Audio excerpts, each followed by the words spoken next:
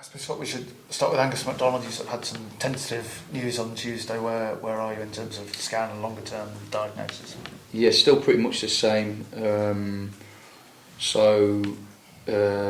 He's going to go see a specialist and then take it from there, really. But I think that with the medical team as we are, we're looking at it and thinking that an operation probably won't be necessary.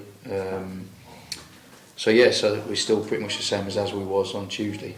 And maybe testing your medical knowledge beyond its limits, but are there any sort of significant benefits of not having an operation compared to having one, and vice versa? Not much knowledge on it, so apologise for that. So I think it'd be, if he was to have an operation, he would be out for a lot longer than if he wasn't. Tommy Odolai, how close is he to getting back involved? Trained today. So parts of the session today, so it wasn't full training, so those parts that he joined in. I'm hopeful by the end of next week that it'll be full training, so yeah.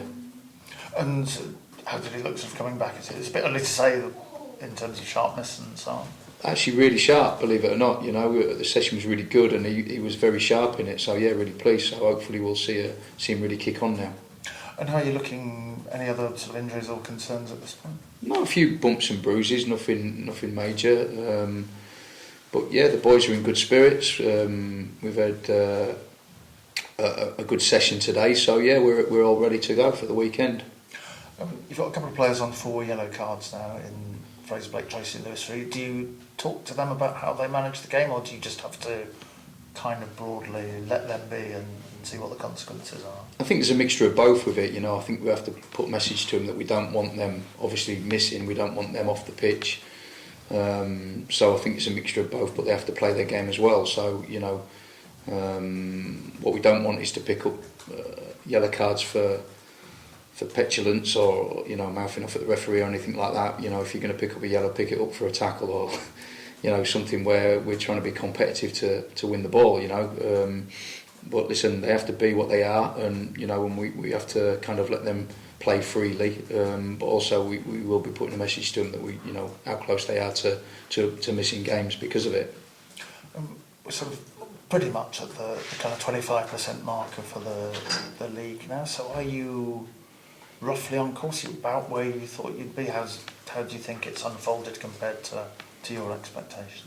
We're really pleased with where we are. If we can continue that, I would be really happy. I think we've had a really good start to the season. Obviously the first game wasn't what we wanted, but since then we've done really well, you know. I think there's been a real clear improvement game on game still, and albeit we had a bad result, you know, on Saturday against Northampton, a good Northampton side, you know, which we felt that we potentially should have got something from. I think that we've started really well, so I'm really pleased with where we're at the moment. So yeah, I'm delighted. If we take out the first game, because that does look like a bit of a sort of rogue kind of performance, if you like, so far, what are the biggest areas where you've seen the most improvement, do you think?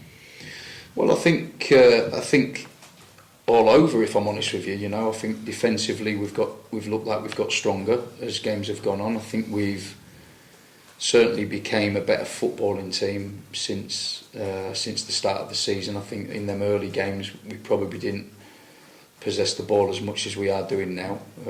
Mind you, we did play some tough opposition in them early games in terms of Salford, Leyton Orient, and teams who like to dominate the ball as well. And I don't think we were where we are now in them games. So we've certainly became more fluid with our possession. And of course, you know, we're creating goal scoring opportunities at the other end of the pitch. So I think in all areas really we've improved. Now the next thing I'm going to say, please take it that I'm not going to imply that the wins you've had are lucky. Okay, but I'm thinking about the Grimsby win and the Newport win, and you've had sort of 2 clearances off the line from Romeo Hutton right at the end. You know, that sort of 4 points there almost in 2 moments. So do you sometimes think about, for all the work you do and all the effort you put in, how fine the margins are sometimes, and how differently we might be talking about the season if you have 2 draws there rather than 2 wins? Yeah, but you can look at it the other way. If we'd have scored our goals at the other end, it would have been we'd have won the game on Tuesday night 2-0 if we'd have scored some of our chances at the other end. You know, the keeper spilled I don't know how many balls on Tuesday night. You know, we had, I think there was 7 before we scored the goal where he'd spilled it, and we'd, you know, tried pouncing on it. There was chances, you know, in front of goal, you know, and you saw Darcy take 3 or 4 really rasping shots from distance, which the keeper had to make good saves. So you can look at it the other way and think, well, we could have quite easily won it 2 or 3-0. You know, so no, I'm not gonna kind of look at that as a negative. I think we have to look at it as a positive. I think that, you know, we going to Grimsby away and winning the game, I thought we were completely dominant and completely deserved the win. I'm never going to look at it and think, oh, we could have drawn that. I'm going to look at it and think we could have won it by more.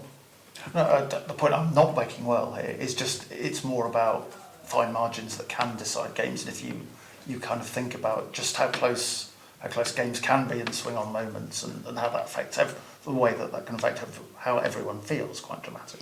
Yeah, of course, and that's football, isn't it? You know, you look at Stevenage, apart from their game Tuesday night where they won 3-0, every game that they've won has been by 1 goal. And they're, what, second in the league, third in the league? Are they second? Second in the league. You know, and they've won by 1 goal in every game apart from Tuesday night. So, you know, that's, if you win 1-0 every game, you're more than likely to win the league. And what are your thoughts on Stevenage? Very strong side, obviously, really experienced manager in Steve Evans, and Paul Rayner is assistant manager as well. Very experienced people in the dugout. Got really good experience on the pitch as well. You know, some good players, some real threats at the top of the pitch in Luke Norris and Danny Rose. Some experience in the middle of the park in terms of Boswick and Reevesy, who played here for a spell, I believe, and you know, some real strength at the back as well. Van Kooten and Sweeney, Pirigiani. You know, real good experience and strong players. Very direct.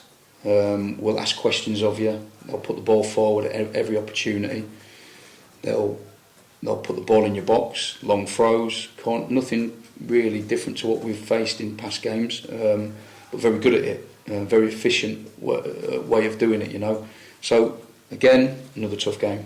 Is the sort of Northampton game a kind of template for what you're facing? Do you think is it quite similar? Yeah, very similar to Sutton as well. Sutton were very, very similar as well, which obviously we won in that game.